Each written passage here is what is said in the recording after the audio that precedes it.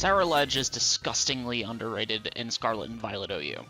At a first glance, you may be wondering what makes it considered not particularly good in the first place, as its fundamentals are actually quite good. It's a spin blocker with one of the most powerful leeching moves in the game, and Bitterblade, great coverage, priority, and two useful abilities. These traits alone have given it a decent niche, letting it feature on more dedicated offense teams that are able to give it more consistent entry points. The most common argument against it is its best set's reliance on Focus Sash. This is because its initial speed tier is somewhat awkward, and it's especially vulnerable to Rocky Helmet and Hazard damage. Without its Focus Sash and or the threat of a Rocky Helmet, Ceruledge can have a hard time getting started. Great Tusk often runs Rocky Helmet, on top of the fact that it outspeeds and immediately threatens it. However, to me, this is where the fundamental issues with Ceruledge end.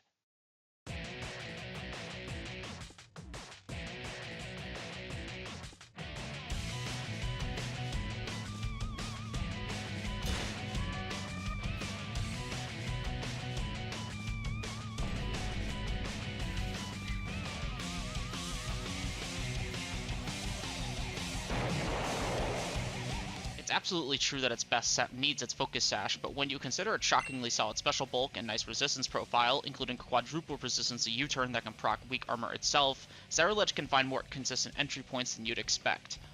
There are three major keys to its consistency in spite of its seemingly awkward sequencing: Bitterblade, its initial typing, and its set options. Bitterblade lets it compress a strong stab move and explosive recovery into one slot. It can show off chip damage it takes in the process of getting going, and heal back to max HP to reactivate Focus Sash. This is already very useful, but it must not be understated just how strong Bitterblade actually is.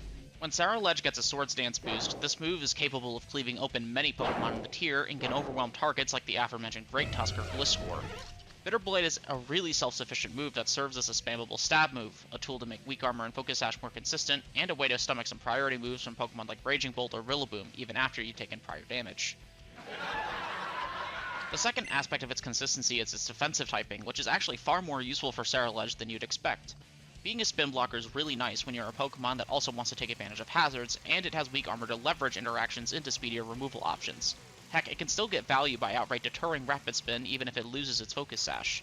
Add on the fact that Ceruledge can take advantage of defog users via weak armor for Corviknight's U-turn, or its burn immunity for Galarian Weezing's Will-O-Wisp, and Ceruledge can be a shockingly great option for sticky web teams with access to their own removal options. Outside of being a proactive response to hazard removal, Ceruledge also has a generally strong defensive matchup into Pokemon like Iron Moth and Iron Valiant. The last and most underrated part of Ceruledge's kit is its set variety. For weak armor sets, Swords Dance, Shadow Sneak, and Bitterblade are near mandatory, but it has access to some incredibly strong moves like Solar Blade on Sun teams, Close Combat for Pokemon like Garganacl and King Lu, and most underrated of all, Destiny Bond.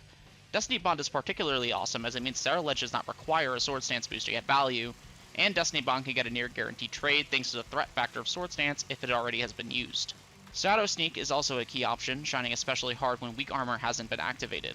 This can let you secure some key KOs into Pokemon like Dragapult or Choice Scarf Gholdengo if need be. None of this even mentions Flash Fire or Bulk Up either, which can be similarly potent on the right structures and with a strong Terra type to take advantage. Ceruledge is a disgustingly versatile Pokemon that can excel when you are creative with its applications. This not just makes it flexible for offense, but also highly rewarding for team builders willing to experiment with how it interacts with its abilities, move pool, and its desired targets. In general, I think Ceruledge is a phenomenal showcase of just how important it is to be conscientious in metagame interactions, and to be creative with how to take advantage of them. As a wise man once said, you gotta embrace Little Timmy to beat Little Timmy.